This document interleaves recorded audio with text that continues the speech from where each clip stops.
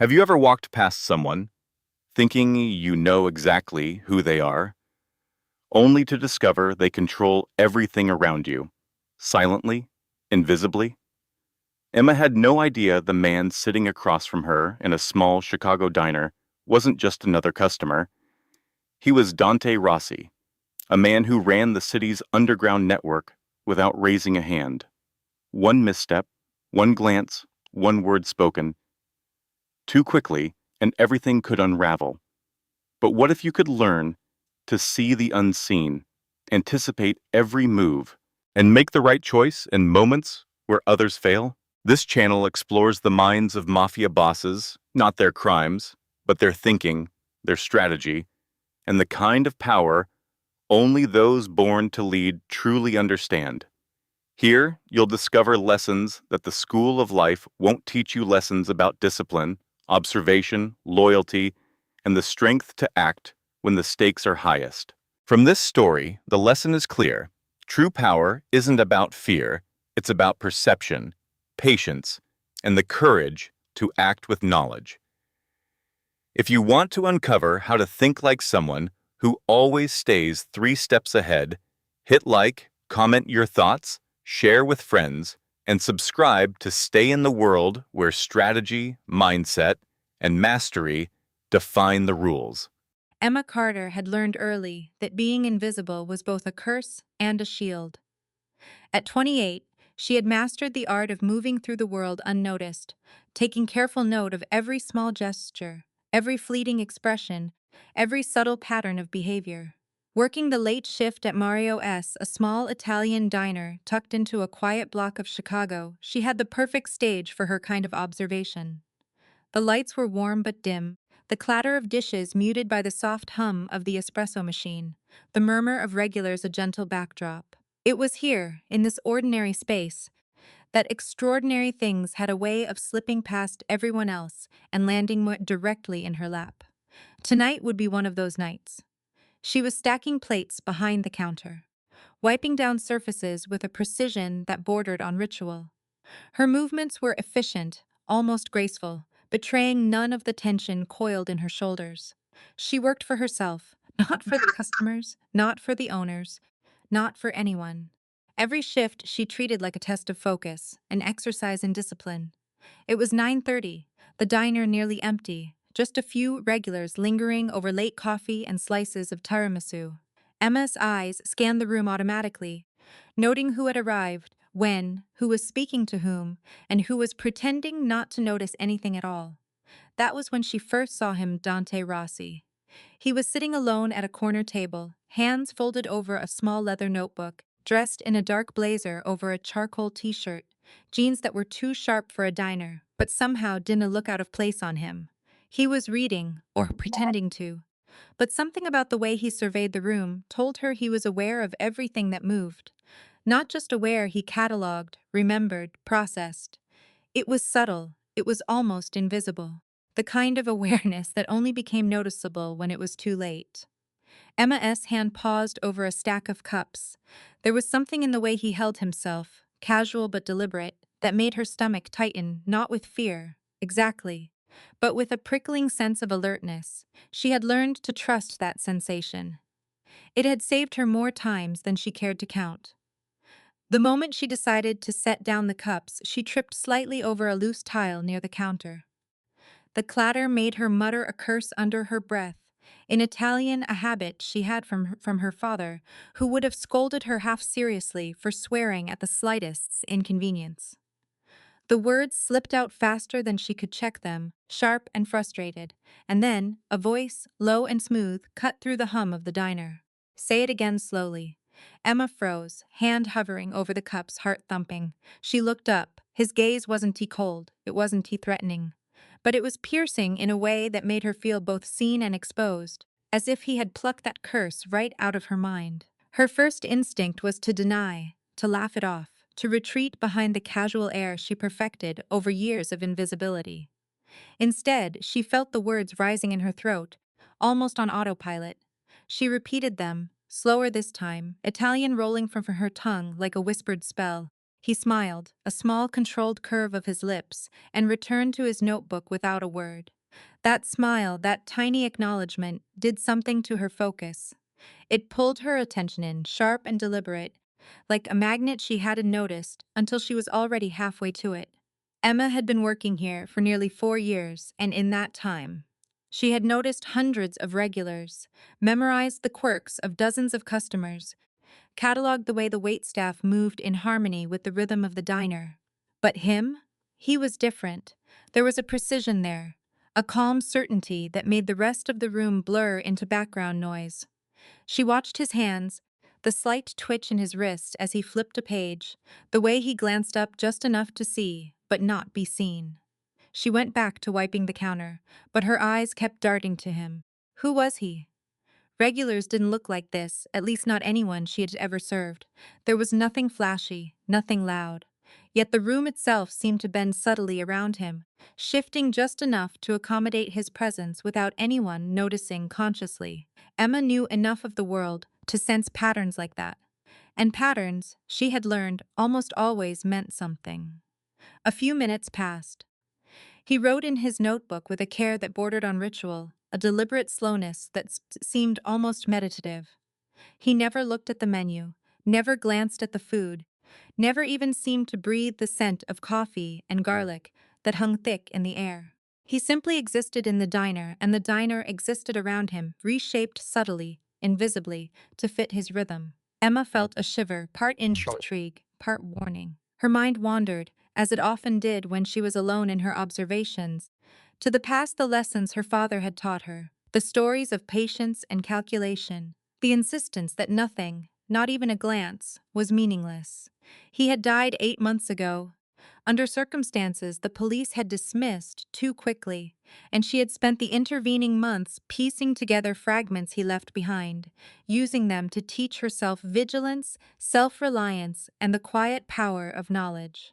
She had learned to see what others ignored, to anticipate threats before they manifested, to notice the unseen.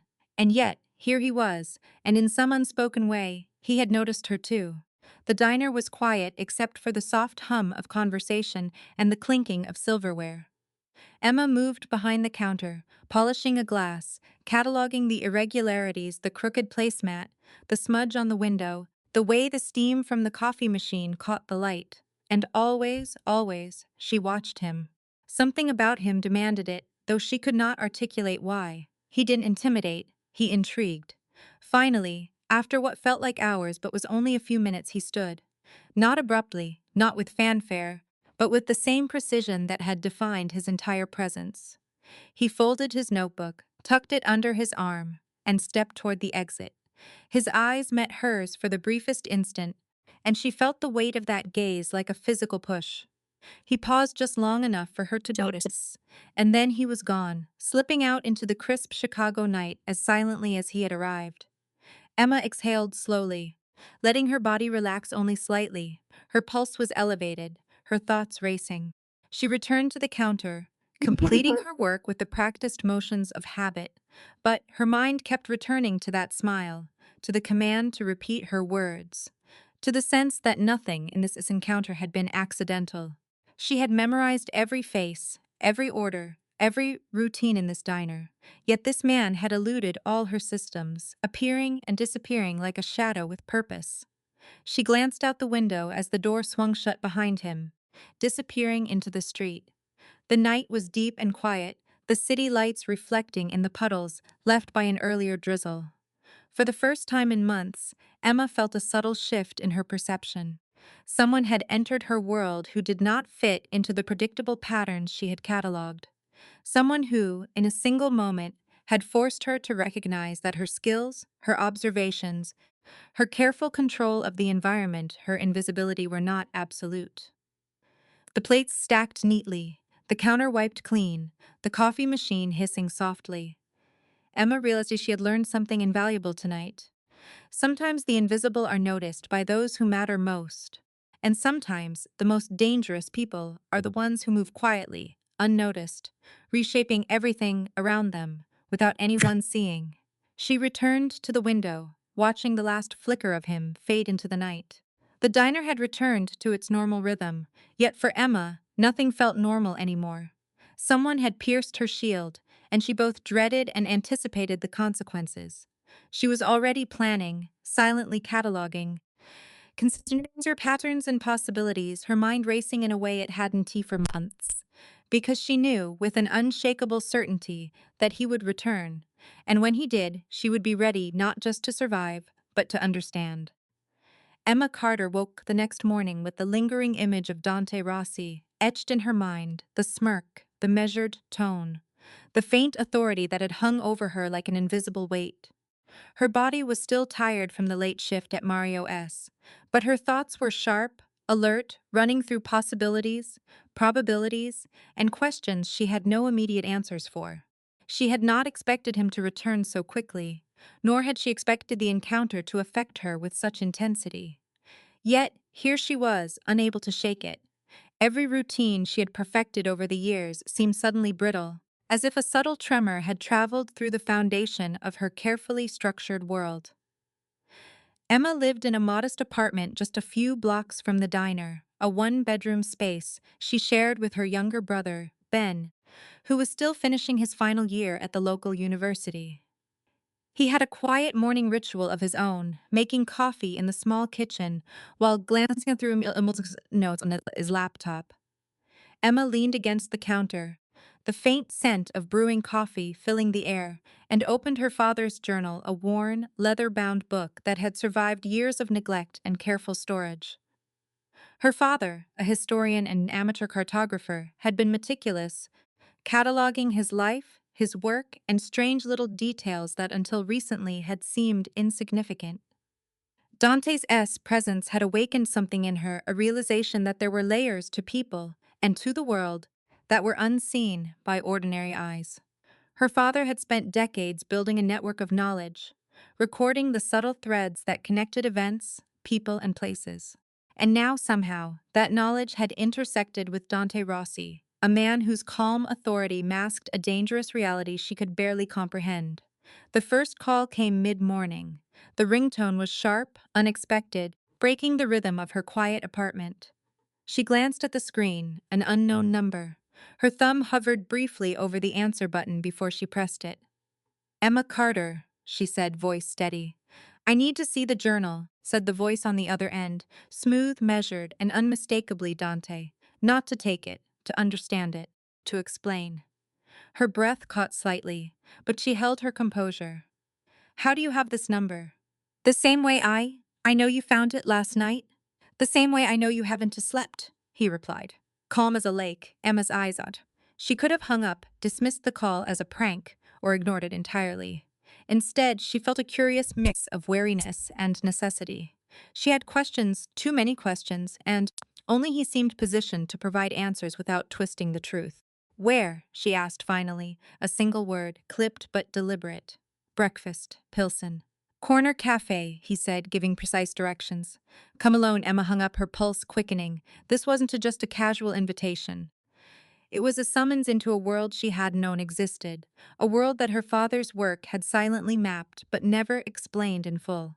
She grabbed her coat and left her apartment, the city streets cool and brisk, with the lingering chill of early morning. The cafe was small, unassuming, with chipped paint and a few regulars scattered along the counter. The smell of coffee, fresh bread, and sizzling eggs filled the air. Dante was already there, seated in a corner, notebook open, but eyes scanning the room, as always. He gestured to the empty seat opposite him without looking up. Emma slid into the chair, placing the journal carefully on the table. "You don't know me," he said, tone tristle, but his gaze measured her every reaction. "Not exactly," she replied. "You read the guy from last night." He allowed a faint smile to curve his lips, a shadow of humor but mostly observation. "That's a start. I need to understand the patterns your father left, the network, the connections he documented. Some of it is historical, yes, but some of it is ongoing, dangerous if misinterpreted." Emma frowned slightly. She had anticipated puzzles and obscure codes, but she hadn't anticipated danger so intimately tied to her own family. She placed her fingers lightly on the open journal, tracing the lines and symbols her father had carefully inked decades ago. The entries were meticulous, referencing locations, meetings, and exchanges in ways that could easily be dismissed as ordinary notes, except they weren't tea. They were a map, a pattern, a guide to a hidden world she had only glimpsed, never touched. I didn't understand half of this last night, she admitted softly. But I can read the rest. I can follow the logic. Dante leaned back, folding his arms. Good, because following the logic is the difference between surviving this and being caught off guard. Emma's heart skipped a beat. The words were casual, almost understated, but they carried weight, real, tangible weight. He wasn't exaggerating. Somewhere someone knew what she had in her hands and wanted it badly. And she hadn't even considered the possibility that she herself was being watched. Halfway through their conversation, Emma's instincts screamed. A man in a gray coat had lingered across the street outside the cafe, pausing just long enough to glance in before melting back in the crowd. Her eyes flicked to Dante. Is he yours? Dante didn't turn his head. No. Emma exhaled slowly, already calculating time and distance. Then we have about 4 minutes before this becomes a different kind of conversation. He nodded slightly, the kind of subtle acknowledgement that indicated he understood more than he revealed. Back door. Left down the alley, then right on 19th. Green door. Go in, go up. Emma leaned back, letting the instructions sink in. He wasn't threatening, not overtly. But the precision, the knowledge of her every hesitation, made the air between them taut with potential. The cafe faded behind her as she followed the directions. The alley was quiet, the early sun just beginning to touch the tops of the brick buildings. She reached the green door, pushed it open, and climbed the narrow stairwell to a small office space that seemed almost ordinary at first glance until she noticed the details. Stacks of files arranged meticulously, maps pinned on the walls with strings and notes connecting names, dates, and locations. Everything had a place. Everything was accounted for. Everything was being watched. Dante closed the door behind her, finally looking at her fully. This is where it begins, he said. Your father was just recording history. He was mapping relationships, transactions, leverage everything, 20 years careful observation. Enough to ruin people, or to protect them. Emma ran her fingers over the maps, the notes, the intricate patterns her father had created. She felt a strange kinship with the man she had never met fully in life, the father who had left her not only memories, but a responsibility. You asking me to trust you, she said finally, her voice steady despite the adrenaline coursing through her veins. I am asking you to understand, he corrected gently, not to blindly trust, to see what he left and to decide what matters, to finish what he started, but only if you ready. Emma sat back, letting the weight of the words settle. She was ready. She had to be. Hours passed as they worked together, piecing together the scattered clues, cross-referencing the symbols, and tracing the lines of power her father had documented. Emma was surprised at how easily Dante followed her logic, adding context where necessary, but never overstepping. It was a delicate dance of intellects, a shared rhythm between two people who had only just met but already understood the stakes. By mid-afternoon, they had identified 3 critical locations, each representing a piece of a much larger puzzle. Emma's heart raced as she realized the significance. The pattern wasn't just about history, it was about survival, power, and knowledge. Someone would pay dearly if they misread it. Just as she was beginning to relax, her instincts screamed again. A faint movement at the window caught her attention. Someone had entered the alley behind the building. She froze, scanning the space. Dante noticed her pause. They know you have it, he said quietly, almost conversationally. Not the journal itself, not the details, but they know it exists. They after you, Emma, not the pages. That's why I need your full attention. Emma's fingers tightened on the journal. She understood instantly. She had been cautious, careful, controlled, but until now, she had underestimated the stakes. This was no longer an intellectual puzzle. It was a real-world danger that would test every ounce of her skill, patience, and courage. Dante leaned back, observing her with quiet intensity. You've been alone in this world, cataloging everything, noticing everything, surviving success by observing patterns no one else sees. That's why I called you. That's why you here. Your father knew what he was leaving behind was bigger than either of us. And he trusted you to follow it, not blindly, carefully. Emma nodded, understanding the unspoken truth. She was no longer invisible. She was now a critical piece in games and decades, filled with hidden enemies and concealed truths. And Dante was neither enemy nor ally entirely. He was a guide, a catalyst, and perhaps the first person who could truly challenge her abilities. As the sun dipped low over Chicago, casting long shadows through the office window, Emma felt the weight of responsibility settle over her shoulders. She glanced at Dante, noting the quiet confidence in his posture, the calm authority in his gaze, the smirk that hinted at secrets he had yet to reveal.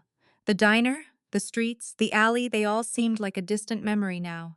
Here, in this small office filled with maps and the quiet rustle of paper, the real work had begun, and Emma Carter, waitress, observer, and now reluctant strategist, knew that nothing would ever be the same again. She was ready. The office felt different in the daylight, though it was the same cramped space Emma had stepped into the day before. Maps pinned to the walls, string connecting names to dates, symbols she had only begun to understand, the patterns were overwhelming at first glance. Yet there was an order beneath the chaos, a logic that only someone trained to see connections could parse. Emma set her father's journal on the table, smoothing its worn leather cover, and let her eyes travel over the notes she had spent the morning reviewing. Dante Rossi stood near the window, hands clasped behind his back, surveying the room as if it were a chessboard. He didn't speak at first, letting Emma absorb the space and its silent rules. She had learned early that the people who observed the most often wielded the greatest influence. Dante was proof of that. He didn't need to assert power with voice or gesture. His presence alone demanded attention, demanded consideration. "Where do you want to start?" she asked, finally, her voice steady, though the tension in her shoulders betrayed her anticipation. "From the top," he said, moving to the far wall where a large map of Chicago hung. Colored pins marked various locations, with strings connecting them like a spider's web. "We trace the threads first. See how the points relate before we try to connect them to events. It's about understanding the system before acting in it." Emma nodded, settling into a chair and opening her journal.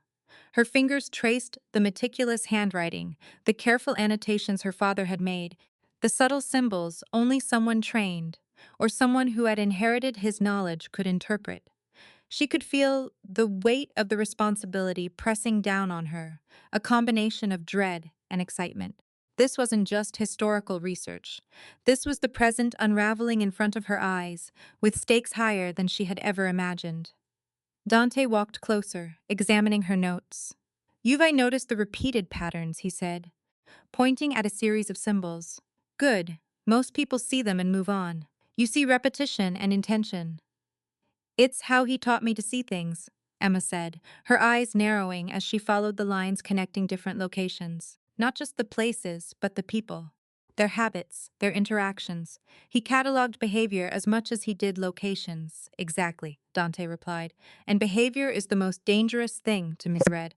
A person's actions are the truth. Words are just smoke." The room fell silent except for the occasional scribble of pen on paper. Emma worked through the symbols, cross-referencing the pins with the notes in her father's journal. Dante moved quietly around the room, occasionally glancing over her shoulder, adding context where needed. Neither of them spoke unnecessarily. Each had learned that in situations like this, excess conversation diluted attention. After a long pause, Emma spoke. "There's a pattern here, 3 locations, each tied to a name.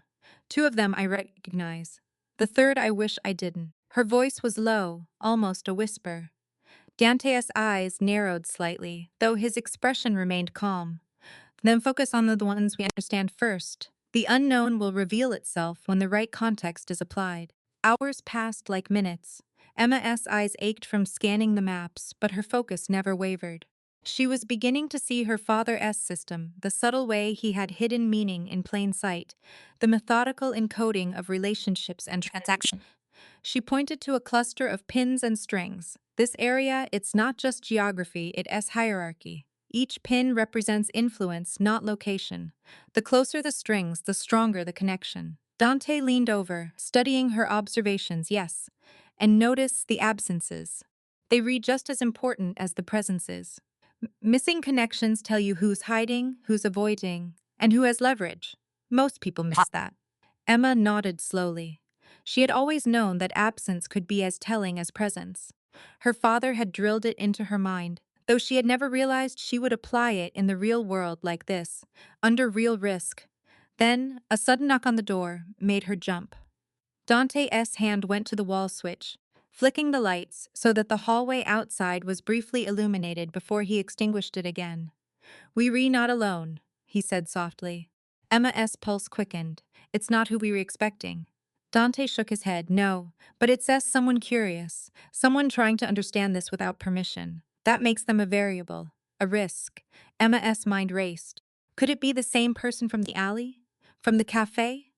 Someone her father had cataloged decades ago but had underestimated. "What do we do?" Dante walked toward the wall of maps and traced a line between two oceans. "We continue. Observe. Let them make the first move. The curious usually reveal themselves through action." She took a deep breath, settling back into her rhythm. Every symbol, every line, every note in the journal was suddenly alive. The room felt smaller, more charged, as if the walls themselves were bearing witness to the information they were decoding. By mid-afternoon, they had connected several of the key points. A network of individuals who had influence in the city's underground, business owners, enforcers, and quiet observers. Emma's hands moved quickly over the pages, marking the ones that were clearly active, the ones whose influence had waned, and the few who were deliberately hidden. "This one," she said, pointing at a single pin in the North District. "He has been avoiding contact for months. There's no record, but he appears in transactions, here and here, then disappears entirely. My father noted it, but left no explanation." Dante's lips pressed into a thin line. "That S your first major unknown. Watch him, follow the trace, and Dante act until you see the pattern emerge fully." Emma scribbled notes furiously, following the thread her father had left behind, feeling both exhilarated and unnervingly exposed. The room was quiet again, the only sounds the rustling of paper, the occasional scratching of pen on journal, and the low hum of the city beyond the windows. Then, the first real revelation struck. Emma noticed a subtle mark in the journal she had overlooked. A symbol repeated near three distinct locations. It was T-random. It matched the shorthand her father had used to indicate a key witness, someone who could either confirm the data or endanger everything if mishandled. "Dante, this is just a map," she said, voice tight with urgency. "It's a network. He has documented influence, transactions, locations, and someone intentionally left a trail for me. For us." Dante's eyes met hers, "And that's why you rehear. Your father trusted you to see what most would miss. Left it in your hands to interpret, to decide what actions are necessary. That's why he involved me, because this is bigger than anyone could handle alone." Emma ran her fingers along the lines connecting the pins, tracing them like nerves on a map of the city.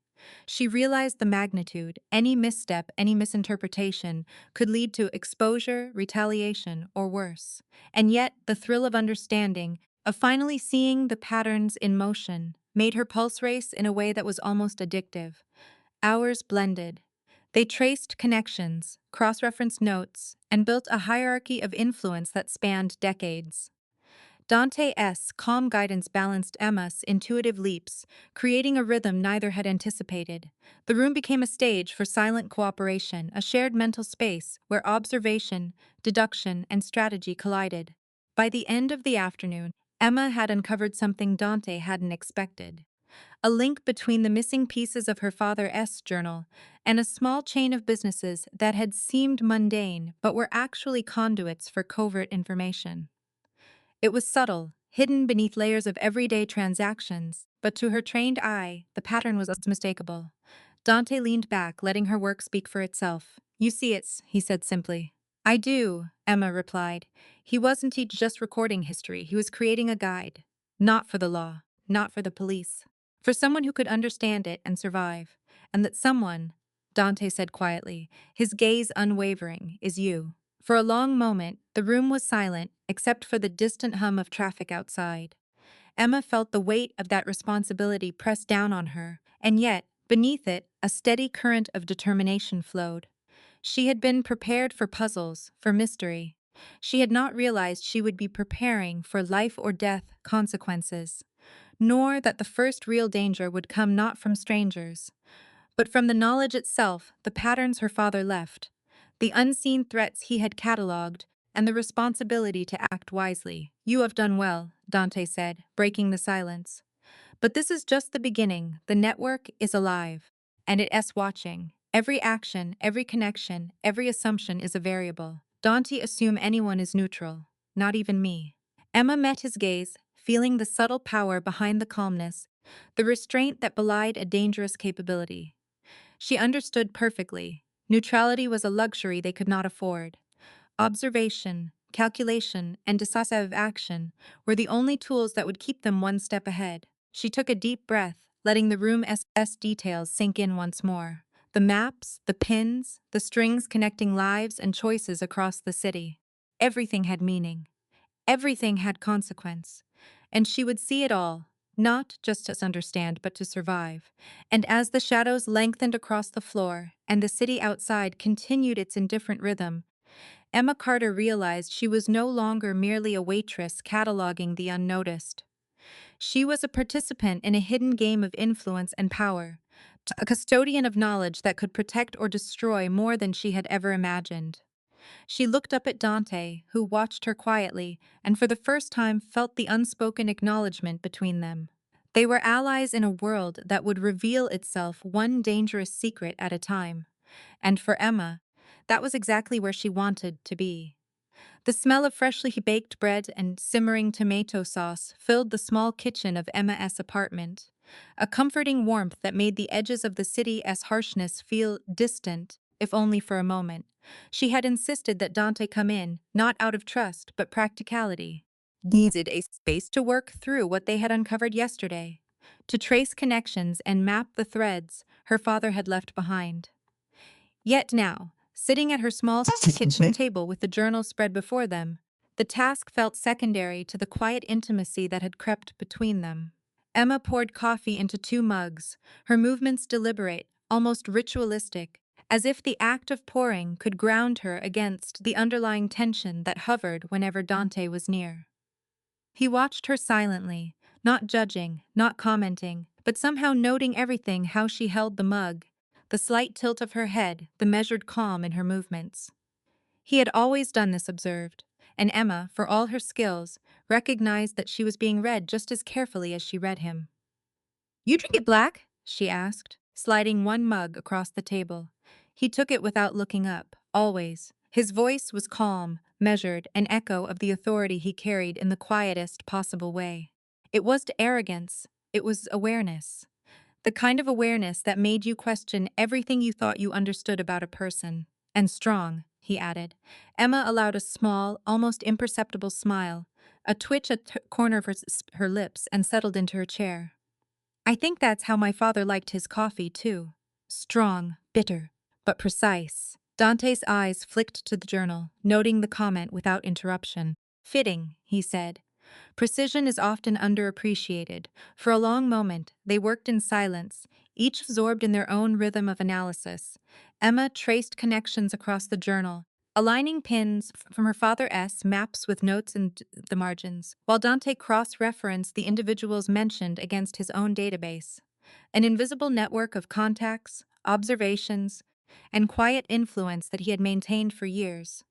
The harmony between them was unspoken but palpable. They moved, like 2 parts of a machine that had only just been assembled. "You know," Emma began softly, not looking up.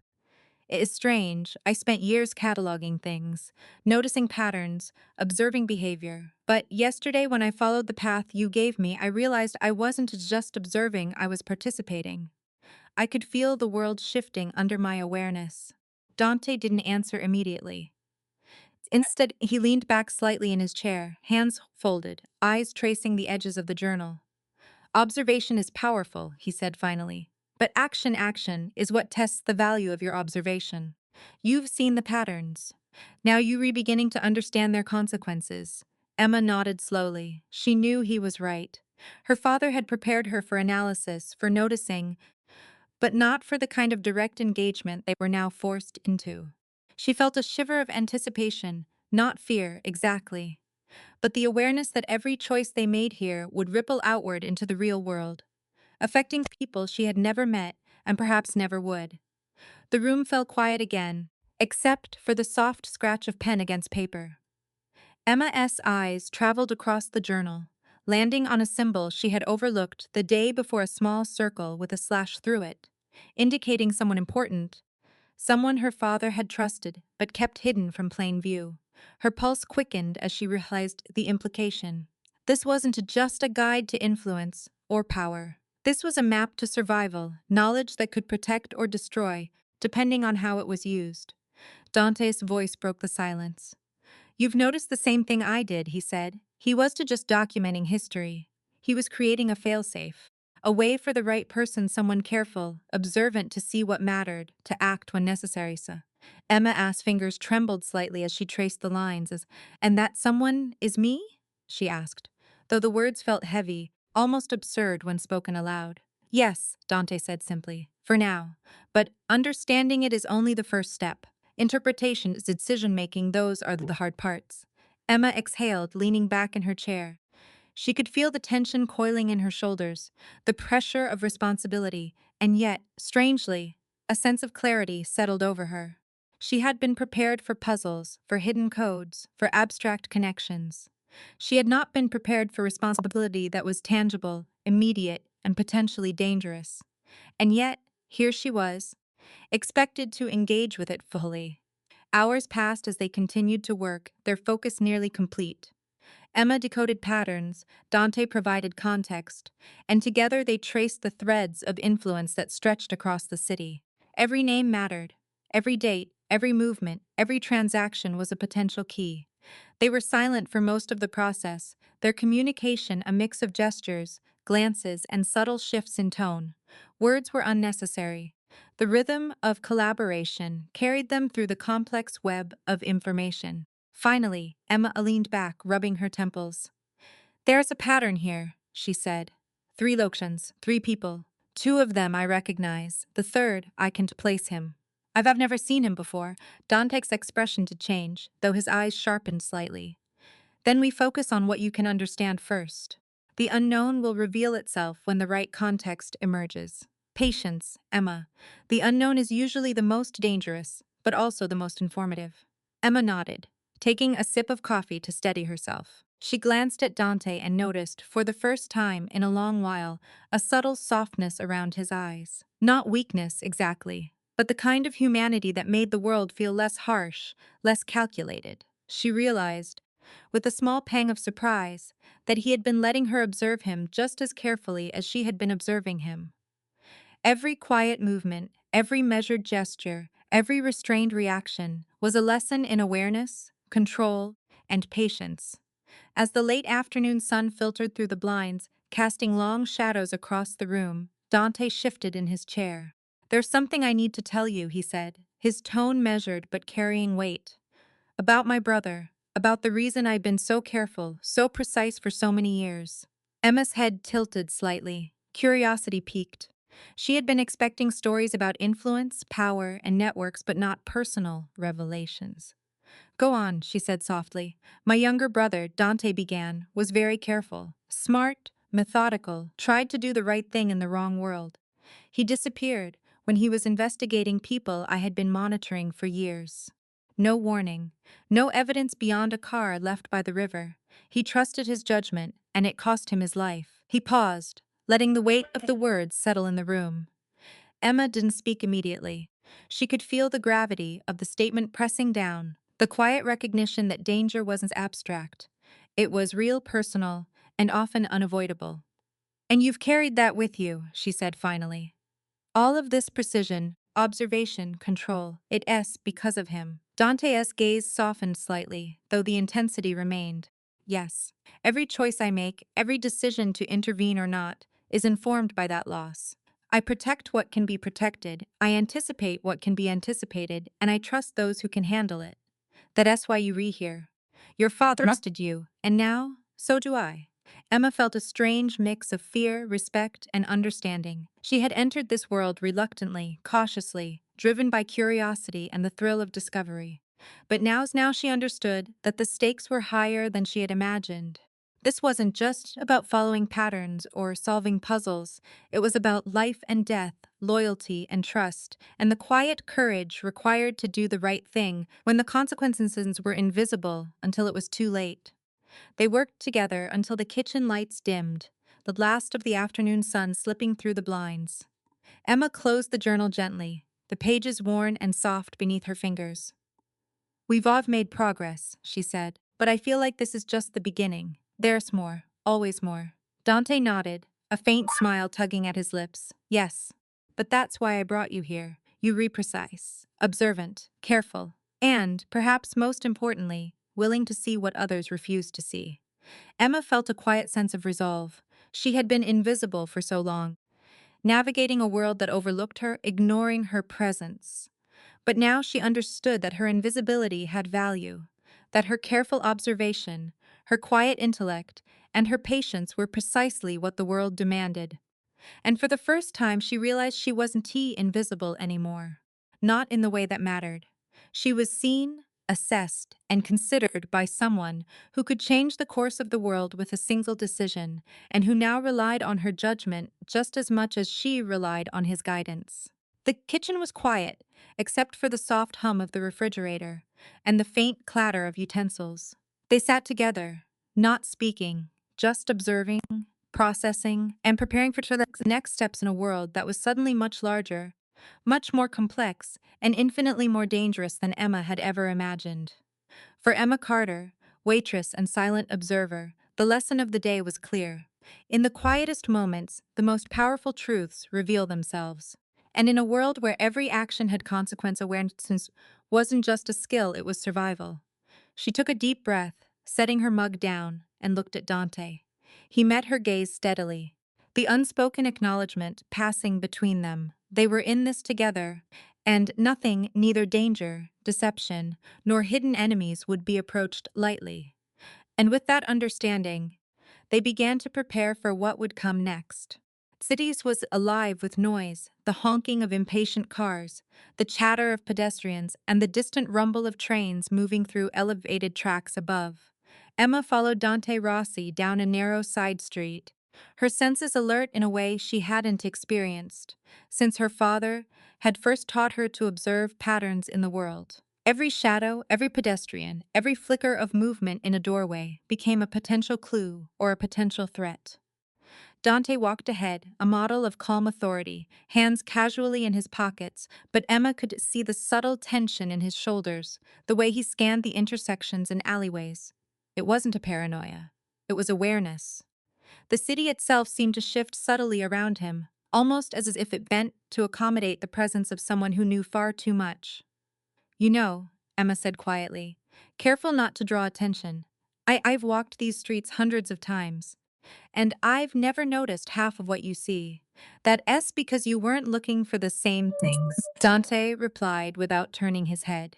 "Most people walk through life blind to the details that matter. I notice patterns, I anticipate reactions, and I know how people behave when they think no one is watching."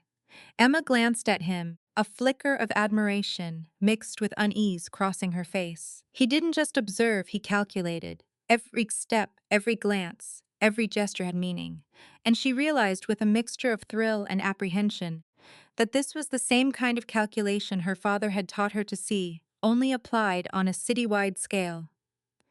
They stopped in front of a small laundromat, its neon sign flickering softly in the morning light. Dante motioned for her to wait on the sidewalk, glancing quickly to ensure the street was clear before he slipped inside. Emma watched, noting the subtle changes in posture of the few patrons, the way the employees moved, the direction of the wind against the open doors. Everything had context, nothing was random. Minutes passed before Dante returned, a faint smile on his lips. "She knows what she is talking about," he said, nodding toward a woman behind the counter. "Vera runs this place. She has eyes and ears in half the north side, knows more than she lets on, but she trusts me. You're going to see how leverage works in practice." Emma followed as Dante led her into the laundromat. The hum of washing machines and dryers filled the air, and the scent of detergent was overpowering but grounding. Vera, a woman in her 50s with sharp eyes and a calm demeanor, glanced at Dante, then at Emma. "Edith's girl?" she asked casually, using the nickname Dante had given Emma. Emma stiffened slightly. "Yes," she said, keeping her tone neutral. Vera nodded once. "He's expecting you. Sit, observe, and speak only when necessary. Your father knew what he was doing, and so do you probably more than you realize." Emma sat on a worn wooden bench, watching as Dante and Vera exchanged subtle nods and quiet words. It wasn't a conversation so much as a dance of acknowledgement and information. Emma had learned to see the signals in human behavior, and now she could see them working at a level she hadn't imagined. The unspoken agreements, the measured disclosures, the careful calibration of knowledge and influence. "You've got to be careful," Dante said quietly, leaning close enough for Emma to hear. "Every person here is connected to someone else. Every action reverberates. What you see is only part of the picture." Emma nodded. She could feel the stakes pressing in around her, the weight of responsibility that came with understanding more than most people dared to notice. Her father had left her clues, but the real world was messy, unpredictable, and dangerous. Patterns could be misread, intentions misinterpreted, and consequences far reaching. Minutes turned into an hour as they observed, taking mental notes, marking subtle discrepancies in behavior, and cross-referencing them with the maps and journal she carried in her bag. Emma could see it all coming together, a network of influence that spanned neighborhoods, businesses, and individuals whose presence had always been invisible to the casual observer. Then her instincts screamed. A man in a gray coat lingered outside the laundromat, glancing in repeatedly. Emma's pulse quickened. This was the same figure she had noticed near the cafe, the same presence that had unnerved her yesterday. She turned to Dante. "They rewatching," she said quietly. Dante's eyes narrowed slightly, the faintest crease in his brow dot betraying the weight of recognition. "Not just watching, testing. Someone wants to see what you know, what you will do. That's why you here, and why you need to move carefully. Every step is a calculation." Emma felt the tension tighten around her chest. This wasn't just a test of observation anymore. It was a test of survival. Yet, she didn't panic. She had spent years learning to read the world in the small details, to anticipate consequences, to prepare for variables. She could do this, she had to. Dante guided her to a corner booth, the angle giving them both a clear view of the entrance without being obvious. He gestured subtly for her to keep quiet. Emma watched as he observed every person who entered, noting the slight shifts in body language, the hesitation in speech, the subtle signals that betrayed intention. "Watch how people react when they think no one important is paying attention," Dante said, voice low. "This is where the real truth shows itself." Emma followed his instruction. She noticed the nervous twitch of a man carrying a briefcase, the careful avoidance of eye contact from a woman pushing a cart, the almost imperceptible glance exchanged between two regulars who clearly had more to discuss than laundry. Every action was a thread in the web, every detail a signal. Then Dante leaned close, nodding toward the man in the gray coat. "He is getting too close. Time to redirect him." Emma watched in awe as Dante's subtle influence unfolded. He made a single call on his phone, barely raising his voice, yet within moments, the man in the coat hesitated, glanced around, and quietly left. No confrontation, no threats, just knowledge and leverage applied precisely where it mattered. "Why didn't you confront him directly?" Emma asked, incredulous. Dante smiled faintly. "Because I didn't have to. Power isn't about force, it's about control, anticipation, influence. Sometimes the right move is the one people never notice until it's too late." Emma's mind whirled. She had expected danger in physical forms, threats that could be seen or felt. This was something else entirely, a quiet, invisible force that shaped the world without drawing attention. She realized then that the stakes were higher than she had imagined, not because of weapons or violence, but because of knowledge, perception, and the careful orchestration of actions. As they returned to the journal, Dante laid out new instructions. "We need to trace the threads further. Identify connections that aren't obvious. Some people are hiding in plain sight. Others are invisible until they act. Your job is to see both. Emma leaned over the maps, tracing lines, noting relationships, and marking the subtle cues she had observed in the laundromat. Each discovery was both exhilarating and terrifying, the realization that every action could have consequences far beyond the room they occupied pressing down on her. Hours passed. The city moved around them, oblivious to the calculations happening in a small office filled with maps, notes, and the quiet hum of strategy. Emma and Dante worked tirelessly, each piece of information unfolding like a layer of a vast puzzle. And with each layer, Emma felt herself becoming more than a waitress cataloging the unnoticed. She was a strategist, a participant in a game that had consequences far beyond her comprehension. By evening, they had traced several critical threads, hidden exchanges, connections between seemingly unrelated individuals, and the subtle influence her father had left behind. Emma's understanding of the network expanded rapidly, guided by Dante's careful explanations and her own growing intuition. She looked up at him finally. "I can see it," she said. "It's not just patterns. It's a system, a living thing.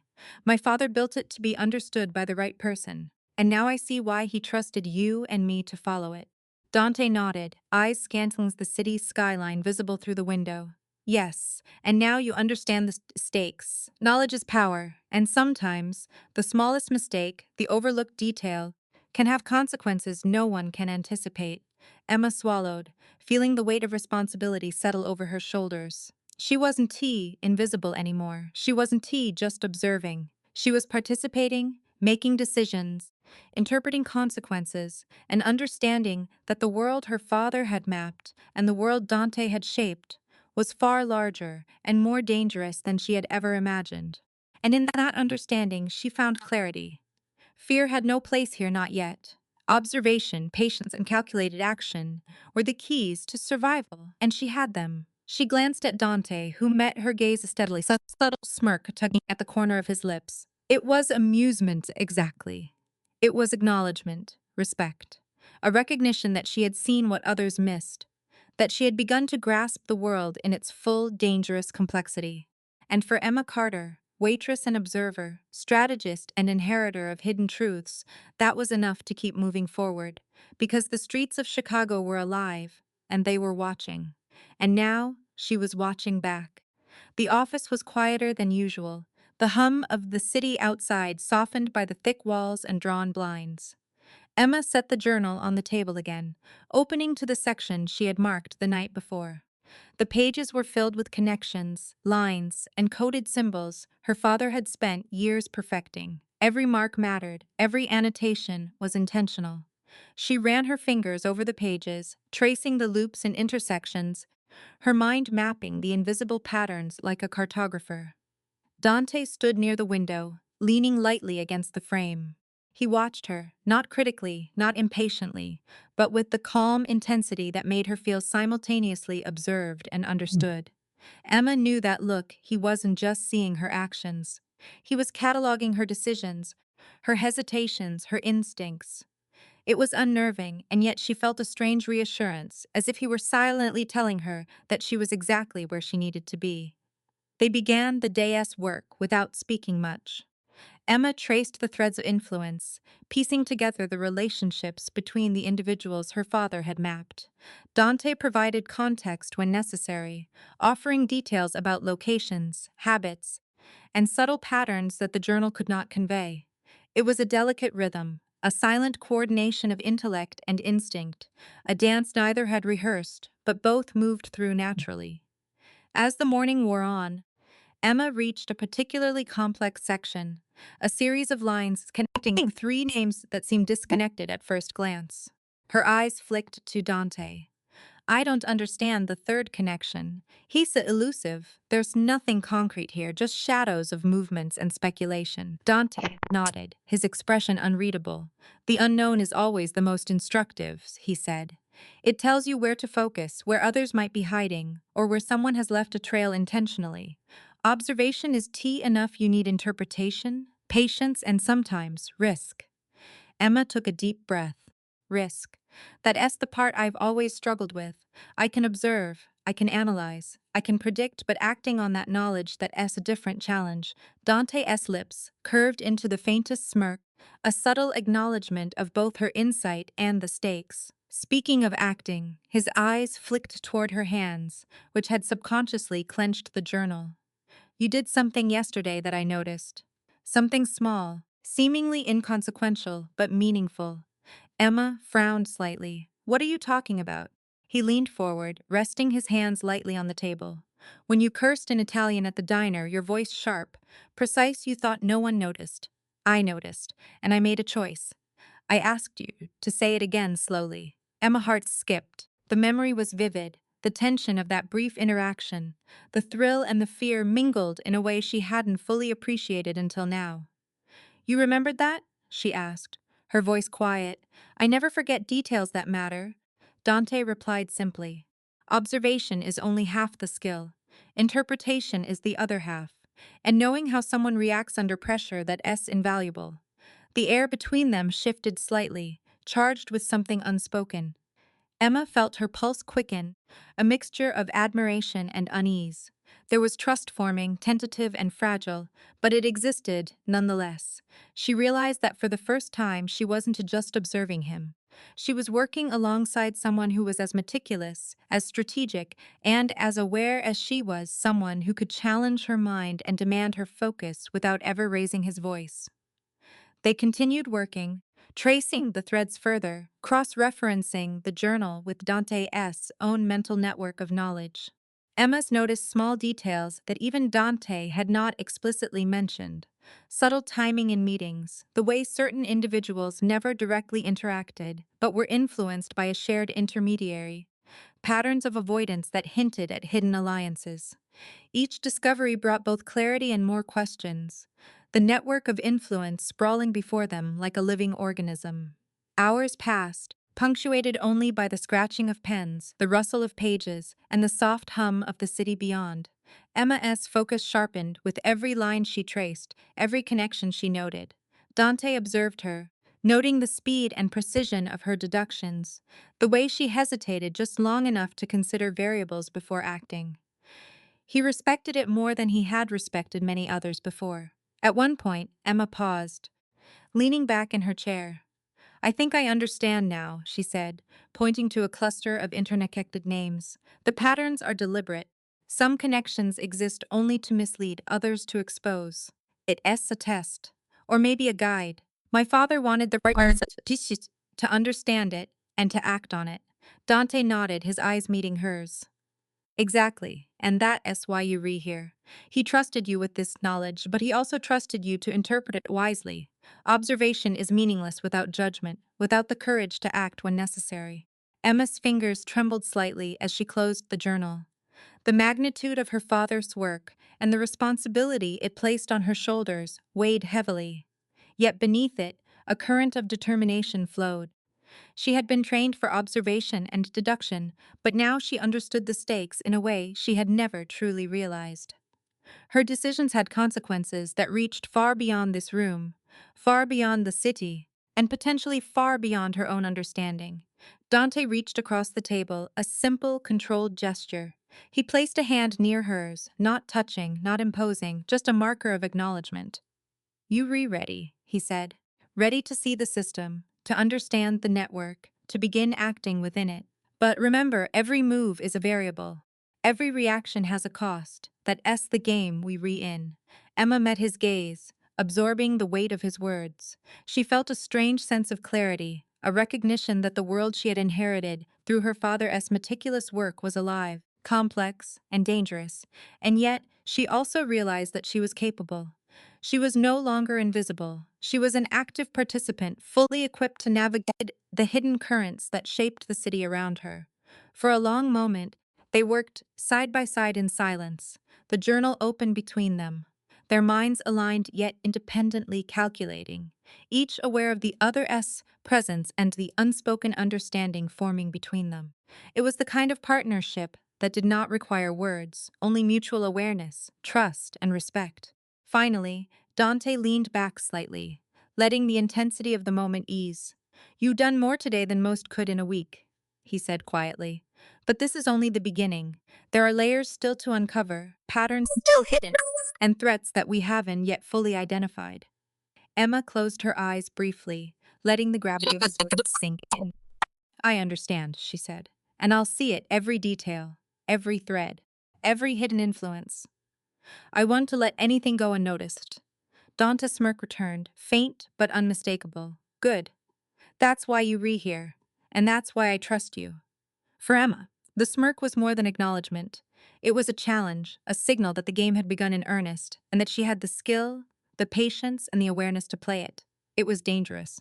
It was exhilarating. And for the first time, she felt truly alive in a way that extended far beyond the quiet observation of a diner or the safe calculations of her father's maps. As the light outside dimmed, casting long shadows across the walls, Emma felt a quiet resolve settle in. The city was alive with unseen currents, but she could navigate them. The streets were filled with watchers and hidden players, yet she had the advantage of knowledge, intuition, and a rare partnership. Dante was not just an observer, he was a guide, a teacher, and a reminder of the stakes she now faced.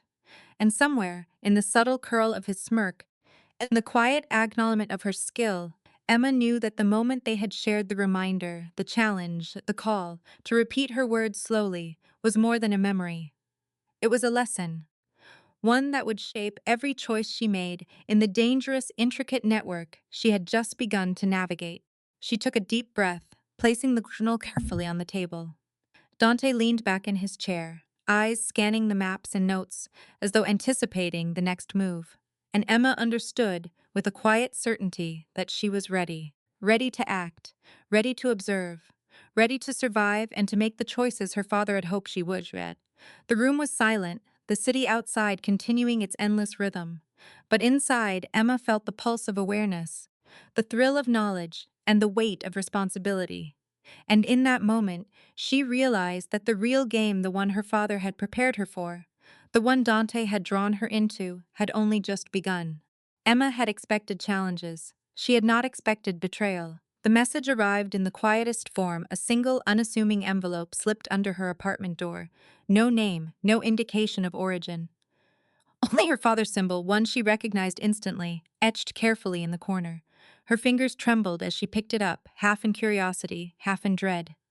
Inside was a note, short and precise. He knew. Why didn't he warn you? Her pulse raced. She knew immediately who it referred to: Dante. Every instinct in her body screamed at her to run to him, demand answers, demand the truth. Instead, she forced herself to pause. The room felt suddenly too small, the walls pressing in as she processed the words. How much had he known? How much had he withheld? She thought back to every calculated moment they had shared, the careful observations, the silent gestures, the weight of responsibility they had carried together. And now, that trust, that rhythm, felt fragile, threatened by a shadow she could neither see nor name. She picked up the journal, tracing the lines of connections, searching for answers her father might have left behind. Nothing clarified the question. It was a gap, a deliberate absence that demanded interpretation, and for the first time, Emma felt the disorienting sting of uncertainty. Dante arrived an hour later, as if on cue, his expression calm, controlled, but Emma saw the subtle tension beneath the surface, the way his jaw tightened, the slight narrowing of his eyes. Emma, he said, voice quiet but firm. We need to talk. She folded her arms, eyes steady, despite the turmoil inside. I got a message. Someone's implying you knew about the threat to my father. And you didn't tell me. Why? Dante's gaze didn't waver. I knew enough to protect you. Not everything was clear. Some risk couldn't be fully anticipated. And if I had told you, he paused, the weight of his words settling like stones, you might not have acted. And the journal, the map, the network, none of it would have survived. That was my choice, and I took it. Emma's heart raced, a mix of fury and incredulity. You decided should know? You let me walk into danger without the full truth. How is that protection? He took a slow breath. Because you needed to finish what your father started, and you were the only one who could do it. Trust me or not, that was never up for debate. I weighed every possibility. her hands clenched into fists. The air between them was taut with tension, charged with the unspoken realities they both understood. She had trusted him, relied on him, and now she wasn't sure if that trust had been a gift or a weapon. "I can't," she said finally, voice tight. "I need to think. Alone." Dante didn't protest, didn't try to stop her. He simply nodded, understanding more in her silence than he could in words. "Take the time you need, but I know this leaving now doesn't erase what we've discovered. It does to change the network or the threads we re-following." Emma left, stepping into the chill of the Chicago afternoon. The streets were loud, indifferent, filled with people oblivious to the invisible currents swirling beneath them. Every step felt weighted, as though she were carrying not just the journal, but the consequences of every decision Dante had made on her behalf. Hours passed. She retraced their previous paths, revisiting locations her father had mapped, considering the implications of each connection. She realized that Dante's choices had been deliberate, strategic, and informed by knowledge she could barely comprehend. And yet, the sting of betrayal lingered. She had been treated as a piece in a larger game, an essential piece, yes, but still a pawn is in a system she hadn't fully understood until now. By evening, Emma returned to her apartment, exhausted but focused. She poured herself a cup of coffee, fingers trembling slightly, as she traced the journal's as nines lines once more. She knew she could ignore the reality. Dante's methods, his control, his intelligence, they had kept her alive. They had allowed her to see the network her father had left. And yet the omission, the choice to withhold, demanded reconciliation in some form. The knock at her door came softly. Her heart leapt. She opened it cautiously. Dante stood there, hands relaxed at his sides, expression calm. "I'm not here to argue," he said. "I am here to offer context, explanation, and if you willing to continue." Emma's eyes locked on his. "I need to know why," she said, voice steady despite the whirlwind of emotion inside her. "I need the full picture, not just what's convenient or safe or calculated." Dante nodded, stepping inside, closing the door behind him. "Fair. You have it." He began to explain, calmly, methodically, the layers of risk, the reasons certain information had been withheld, and the unavoidable calculations that had led him to his decisions. He spoke of hidden threats, of incomplete intelligence, and of the delicate balance between transparency and action. Emma listened, absorbing every word, every nuance. She realized that Dante's choices had not been about mistrust, they had been about survival, about strategy, about ensuring that knowledge, patterns, and lives remained protected. And slowly, understanding began to temper the anger she had felt. Still, the moment had fractured something. The rhythm they had shared, the trust that had grown through observation and quiet collaboration, was uneven now, like a bridge shaken by sudden tremors. Emma knew that reconciliation would require more than explanation, it would require action, patience, and the rebuilding of confidence. As Dante prepared to leave, he glanced at her, a subtle smirk on his lips, the same smirk from the first encounter. That small acknowledgement that observation, patience, and careful attention mattered more than words alone. "We'll continue," he said simply, "when you ready. And when you are, we'll move forward together." Emma nodded, her hands resting on the journal, her mind already cataloging every detail, every word, every gesture. She understood that this break, this fracture, was not an end, it was a recalibration. A test of her resolve, her judgment, and her ability to act independently within the network her father had left behind. As Dante stepped out into the fading light, Emma felt the city pressing in around her, alive with unseen threats and hidden players. She was no longer merely a waitress observing the unnoticed. She was an active participant in a network of influence, intelligence, and danger, a strategist in her own right, carrying the weight of knowledge, responsibility, and survival. And she knew, with a clarity she had not felt before, that the real challenges were only just beginning. The city felt different when Emma walked its streets alone. The afternoon sun glinted off the glass windows of skyscrapers, reflecting fragments of a world she had known superficially, but now seemed intricate and dangerous.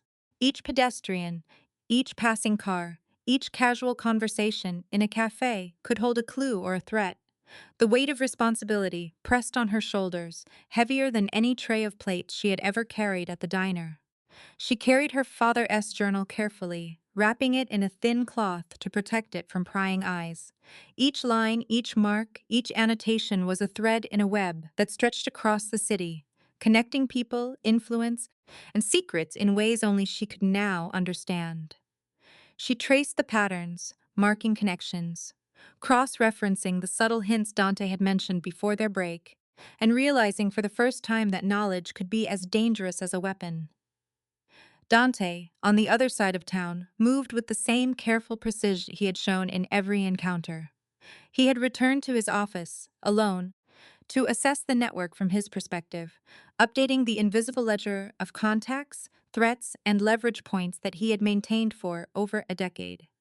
Every missed call, every unexplained movement, every irregular transaction was cataloged and analyzed. For Dante, absence did not mean ignorance, it meant observation without interference.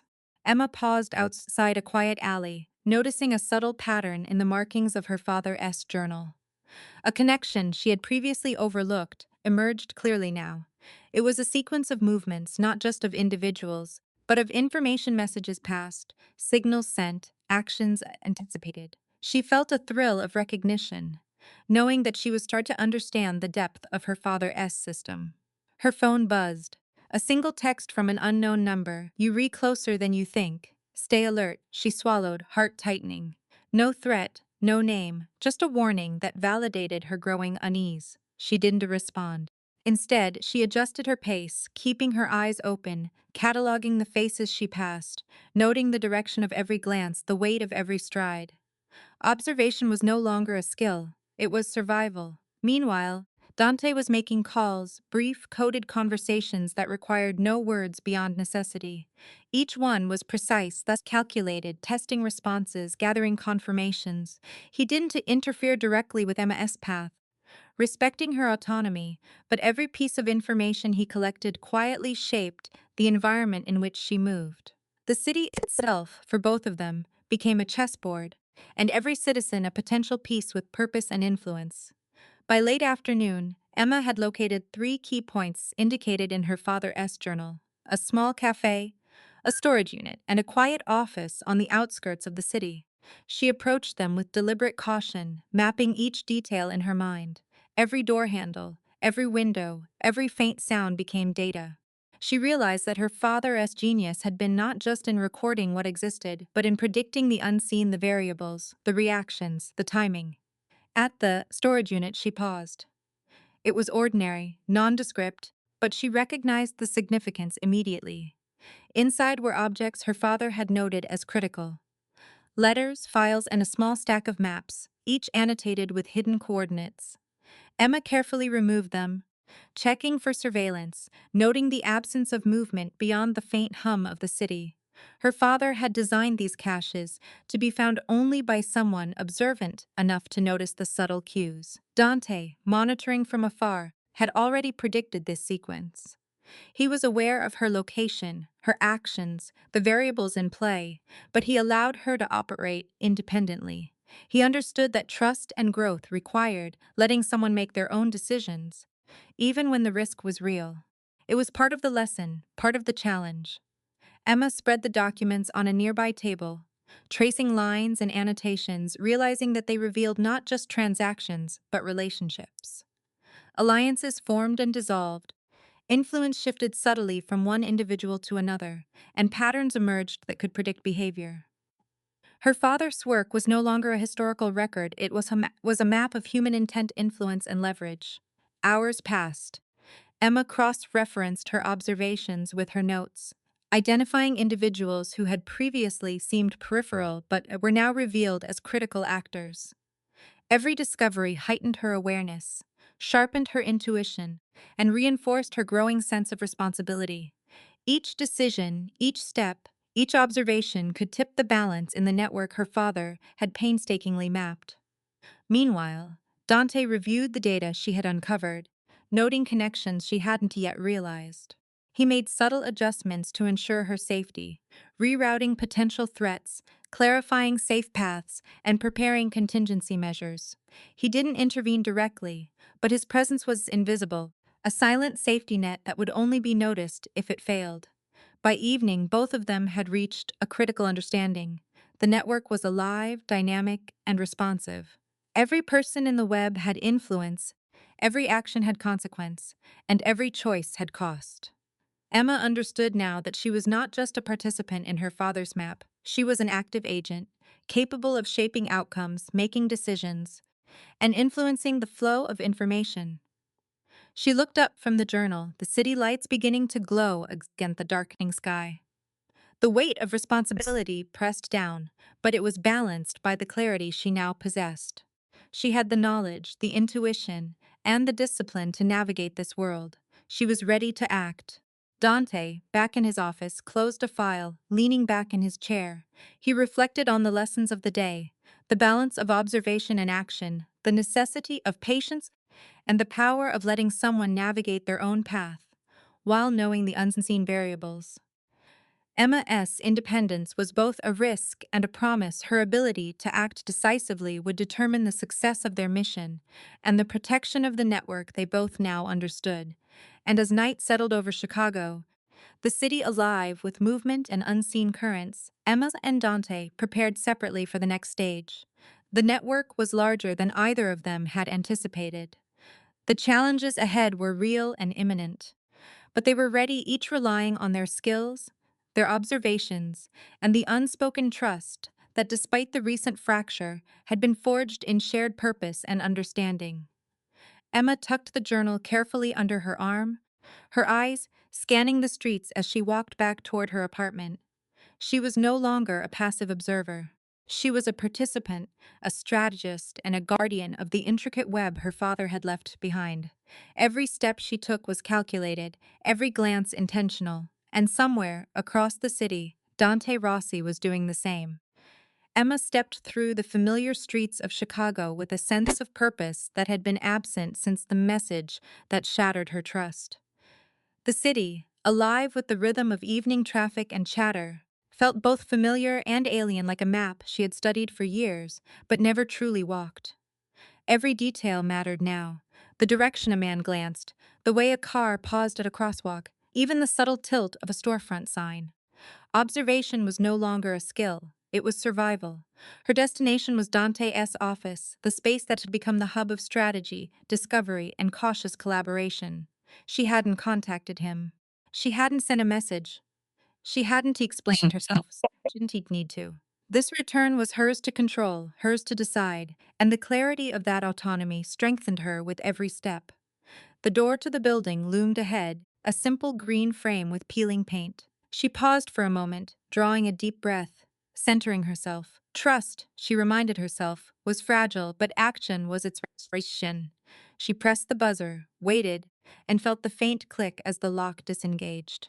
The corridor smelled faintly of cleaning supplies and dust, familiar and grounding. Inside, Dante was at his desk, reviewing maps and notes with the same meticulous attention he had always shown. He looked up when she entered, calm, controlled, eyes measuring but not judging. "Emma," he said softly, almost as if acknowledging the weight of her decision without pressing her for explanation. "I am here," she said simply, her voice steady. "No apology, no justification, just presence." "Good," he replied. His gaze lingered on her for a long moment, not scrutinizing, but registering. She had returned on her own terms. That, in itself, was significant. They set to work immediately. Emma spread the journal and notes across the table, revisiting the discoveries she had made while working independently. Dante provided context where necessary, adding subtle insights, filling gaps without overstepping her observations. Their rhythm was different now, not as seamless as before the break, but deeper, more deliberate. They had to rebuild trust through shared understanding and careful collaboration, not mere words. Hours passed as they traced lines, mapped connections, and verified patterns. The city's underground network, once a series of abstract connections in her father's journal, now unfolded as a living, breathing organism. Emma and Dante moved through it like chess players, anticipating moves, reading intentions, and weighing consequences. Then came the first real test of their renewed partnership. A man appeared at a location they had marked as critical, a shadowy figure, moving deliberately, eyes scanning the area. Emma stiffened. The threat was immediate, but Dante remained calm, observing silently. "He says here for you," she whispered, half to herself. Dante's eyes didn't waver. "Stay calm. Watch his pattern. Let him reveal himself through action. Don't act impulsively." Emma followed his instruction, cataloging every subtle movement, every hesitation, every calculated glance. The man approached the building, then stopped abruptly as if reconsidering. Emma noted the delay. The choice to hesitate, it spoke volumes. Someone watching, someone cautious, but not entirely aware of the network they were navigating. Dante leaned close, voice low. "Your observations are accurate. He's not dangerous yet. But that could change. Every step we take now is measured, every decision precise." Emma nodded, a wave of reassurance passing over her. She had observed, calculated, and anticipated exactly as her father had intended. And Dante had trusted her to act independently, to apply her judgment without interference. That trust, rebuilt through action rather than explanation, formed a quiet bond between them. They continued their work, moving between maps, notes, and observations, when Emma noticed a subtle anomaly in the journal, a series of movements that didn't align with known connections. She pointed to the lines, tracing the paths with her finger. "This isn't consistent. Someone is manipulating the pattern deliberately." Dante studied the expression thoughtful. "Good catch. That S, the traitor we suspected. They've altered movement to create false leads, but your intuition caught it. That's why you rehear." Emma felt a quiet surge of satisfaction. Not pride, exactly too dangerous for pride, but validation. Her rehearsals, honed over years of observation, had made a difference. She was active, influential, capable, and Dante recognized it without needing to say so aloud. By nightfall, they had consolidated their findings. The network, once scattered and abstract, was now mapped with clarity. Individuals of influence, hidden threads of communication, and subtle alliances were all accounted for. Emma's understanding of her father's journal had evolved. It was no longer merely historical documentation, but a living map guiding action, predicting behavior, and revealing intentions. Dante finally leaned back in his chair, letting the silence stretch between them. "We've come a long way today," he said softly. "And yet, the work isn't finished. Every piece we've identified is a thread. Pull one wrong and the network shifts. Pull one right and we gain insight. That's the challenge ahead." Emma looked at him, her own thoughts quieting. "I understand," she said, "and I am ready. I've seen enough to know what matters, and enough to know the cost of mistakes. We act carefully, deliberately, and together." For a moment there was a quiet acknowledgement, unspoken but palpable. They were aligned, not just in purpose, but in understanding. The fracture of trust had been significant, but it had taught them both an essential lesson. Autonomy, observation, and patience were as critical as collaboration and shared knowledge. Dante gathered the maps, folding them carefully, and placed them in a secure case. Emma followed suit with her father's journal. Together, they moved to the window, overlooking the city, where the streets glimmered under the evening lights, a complex web of movement, influence, and unseen connections stretching as far as the eye could see. "This city," Dante said quietly, "is alive, and every decision we make shapes its currents. People will act, react, and adapt. But we've anticipated most of it. We'll adapt to the rest." Emma nodded, understanding the weight of his words. She felt a renewed sense of purpose, the clarity of responsibility mingling with determination. The network was dangerous, intricate, and unforgiving, but she was no longer merely an observer. She was an active participant, capable of influencing outcomes, anticipating threats, and navigating the delicate balance between action and consequence. And, as night settled over Chicago, the city's lights reflecting in the window, Emma realized that her return wasn't just about trust restored. It was about readiness, about reclaiming agency, and about stepping fully into the world her father had mapped and that Dante had navigated for so long. For the first time in months, she felt entirely present, entirely capable, and entirely committed to the work ahead. The night settled over Chicago like a velvet curtain. The streets quiet, the occasional hum of distant traffic a reminder that the city never truly slept. Emma Carter stood in the office, journal in hand, tracing the last of the lines that connected the final points her father had mapped. Dante Rossi watched silently from across the room, a quiet presence, his gaze steady but unintrusive. The culmination of months of observation, deduction, and careful navigation of unseen networks lay before them. "This is it," Emma said softly, almost to herself. Every thread accounted for, every connection understood. She laid the journal down gently, her fingers brushing the worn leather as if honoring the effort her father had invested over decades. Dante stepped closer, folding the maps carefully, and every choice we make from here matters. The network is fragile. One wrong move, and everything shifts.